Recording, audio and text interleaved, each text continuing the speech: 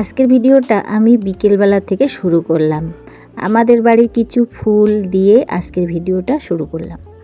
তো নমস্কার বন্ধুরা, কেমন আছো তোমরা? আশা করি সবাই অনেক অনেক ভালো আছো। তোমাদের ভালোবাসায়, ভগবানের আশীর্বাদে আমরাও মোটামুটি আর কি আছি।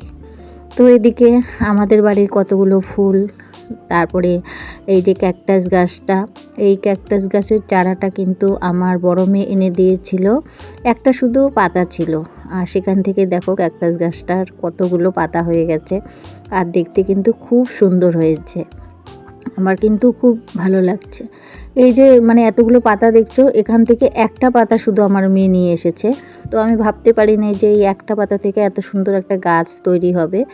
তো আমার মেয়ে কলেজে ভর্তি হতে গেছিলো, সেখান থেকে এই একটা ক্যাকটাস গাছের পাতা নিয়ে এসেছে। তো সেটাই এখন এত বড় হয়েছে, খুব ভালো লাগে দেখতে।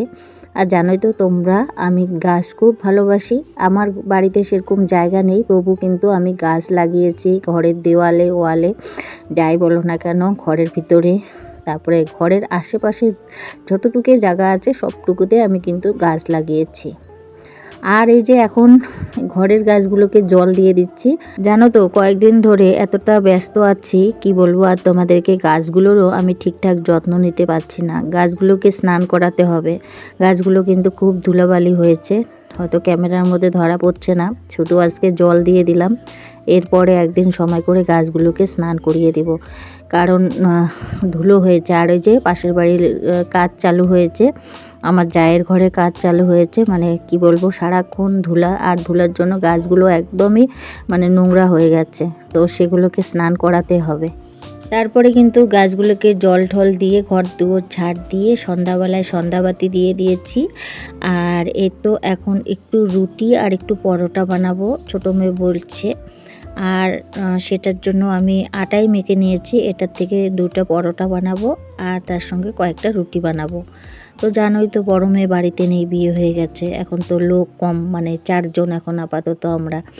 তো খুব মিস করি, কি বলবো, পরোটা খুব ভালোবাসে, এই জন্য না এখন বানালে ওর কথা খুব মনে হয়। তো যাই হোক, আজকে আমি সন্ধ্যাবেলা এগুলো করে দিয়ে মেয়ের আর কি রিপোর্ট আনতে যাব। ওই যে সেদিনকে ছোটো মেয়েকে আর কি ডাক্তার দেখাতে গেছিলাম, তো সেখানে রক্ত দিয়ে আসা হয়েছে, কয়েকটা টেস্ট করাবে বলে। তো তারই আজকে রিপোর্ট নিয়ে আসবো। হোলি করে তো আর যাওয়াই হচ্ছিল না, তো ভাবলাম সন্ধ্যাবেলা চা, রুটি আর পরোটাটা টিফিন করে নিয়ে তারপরে যাব। আর ছোটো মেয়ে যাবে না, কারণ বাড়িতে পড়াতে আসবে মাস্টারমশাই, এর জন্য ওদেরকে খাইয়ে ঠাইয়ে তারপরে আমরা 2 জনে যাব। তো এই যে এখন রুটিগুলো ভেজে নিচ্ছি। আর সন্ধ্যাবেলায় আর কি, এই যে ছোটো মেয়ের বায়না, মাঝে মধ্যে রুটি বানাও, না হলে পরোটা বানাও, নাহলে ডোলে বানাও। তো এইগুলো জিনিস আমার ছোটো মেয়ে, বড় মেয়ে খুব পছন্দ করে। যাই হোক, বড়টা তো এখন বাড়িতে নেই, আর এখন ছোটোটার জন্য বানাতে হয়। তো ছেলেও পছন্দ করে, না করা না, কিন্তু ছেলের অত বায়না নেই। ছেলেকে ভাত দিয়ে দিলে হয়ে যায়। আমার ছেলে আবার ভাত পাগল। ওকে আবার এটা সেটা দিলেও কি না দিলেও কি, ওকে যতই আমি এটা সেটা দিই না কেন, তবু একটু পরে ও ভাত খেতে চাবে, ওর ভাত না হলে হয় না। আর মেয়েরা কিন্তু এই যে রুটি পরোটা এটা সেটা খেয়ে কিন্তু থাকে, ওরা কিন্তু আবার ভাত খেতে চায় না, এরকম হলো অবস্থা। আর এর তো রুটিগুলো দেখো কি সুন্দর বলের মতন ফুলছে। তো একটা রুটির উপরে আর একটা রুটি দিয়ে না আমি এরকম করে রুটি ভাজি, খুব সুন্দর হয়। আর এই যে তোমরা ছোটোবেলায় এরকম বায়না করেছিলে কি না, সেটা একবার আমাকে কমেন্ট করে জানিও। যে চিনি পরোটা যাকে বলে, চিনি পরোটা, এটা কিন্তু আমি জানি প্রত্যেকটা ছোট বাচ্চারা কিন্তু চিনি পরোটা খেতে ভালোবাসে। তো আমার ছেলে মেয়েও তার ব্যতিক্রম নয়, কারণ চিনি পরোটা কিন্তু আমরাও হয়তো আমরা ছোটোবেলায় আমার মাকে বলেছিলাম, কিন্তু আমার বড় মেয়েও ছোটোবেলায় আমাকে বলতো। এখন আবার এই যে ছোটো দুটো বলে যে মা একটু চিনি পরোটা বানিয়ে দাও, তার জন্য কিন্তু এই যে চিনি পরোটা বানাচ্ছি। তো এইটা কিন্তু সব বাচ্চাই পছন্দ করে, আর যেহেতু বাচ্চারা মিষ্টি ভালোবাসে, তার জন্য কিন্তু চিনি ভিতরে দিয়ে এরকম পরোটা বানালে কিন্তু ওদের কিন্তু ভীষণ ভালো লাগে খেতে। তো আমি কিন্তু যখন পরোটা বানাই তখন মাঝে মধ্যে ওদের জন্য এরকম বানিয়ে দিই, ওরাই বলে।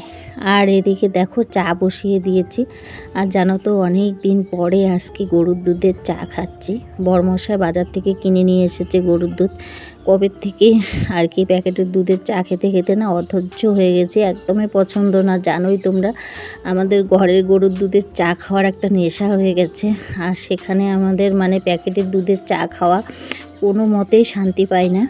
তো যাই হোক, আজকে অনেক দিন পরে আর কি গরুর দুধ কিনে নিয়ে এসেছে, এর জন্য আমি বলছি আজকে শান্তি মতন করে চা খাবো। তো আমি জানো তো ছেলে মেয়েকে অল্প দিয়ে আমি কিন্তু গ্লাসে আধা গ্লাস চা নিয়ে নিয়েছি, যে আমি চাটা আজকে বেশি করে খাবো। কারণ গরুর দুধের চা বাপরে বাপ, মনে হয় কি যে শান্তি, তোমাদের কি বলে বোঝাতে পারবো না। যাদের এই গরুর দুধের চা খাওয়ার অভ্যাস তারা কোনোদিনই প্যাকেটের দুধের চা খেয়ে কিন্তু শান্তি পাবে না।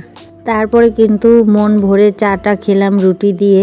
তারপরে ছেলেমেয়ের স্যার এসেছিল, ওরা বসলো পড়তে, আর আমরা দুজন রেডি হলাম, যাব এখন রিপোর্ট আনতে। তো এই তো আমি শাড়ি পরেছি, আর এখন হাজব্যান্ড ওয়াইফ যাব এখন মেয়ের রিপোর্টটা আনতে। এখন ঘড়িতে ওই বাজে হলো 7:30টার মতো। তো এখন এই যে যাচ্ছি।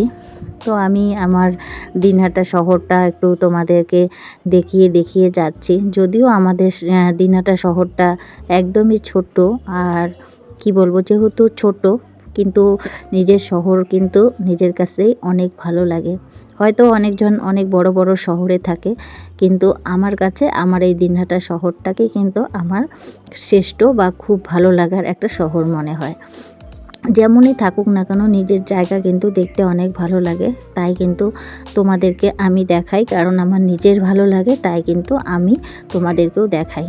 আর এতক্ষণ থেকে যে সকল বন্ধুরা আমার ভিডিওটা দেখছো, ভিডিওটা যদি তোমাদের ভালো লাগে তো অবশ্যই আমার চ্যানেলকে সাবস্ক্রাইব করে দিয়ে পাশে থাকার অনুরোধ রইল। আর যে সকল বন্ধুরা এই কাজটা করে রেখেছো তাদের জানাই অনেক অনেক ধন্যবাদ।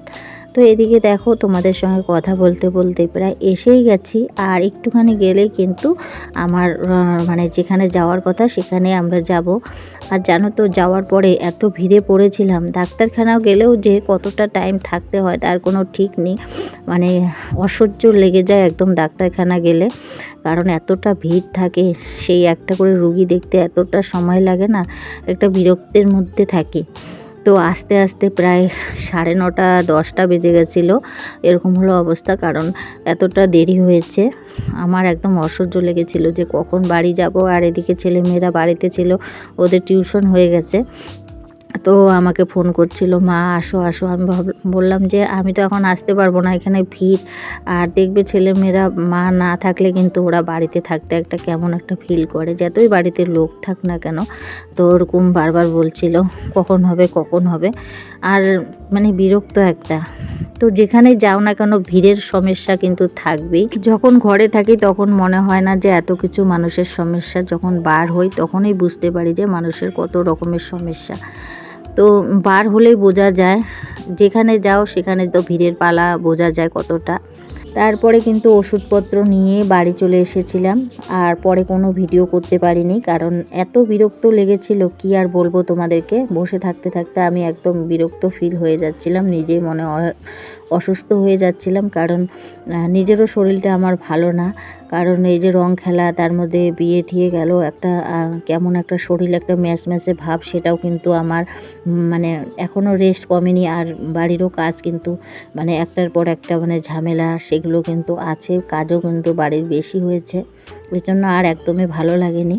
তো বন্ধুরা, ভিডিওটা আমি এখানে শেষ করছি। ভিডিওটা যদি ভালো লাগে আবারও বলবো লাইক কমেন্ট সাবস্ক্রাইব করে দিবে, আর সবাই ভালো থাকবে সুস্থ থাকবে। আবারও দেখা হবে নেক্সট ভিডিওতে, ততক্ষণ পর্যন্ত টাটা।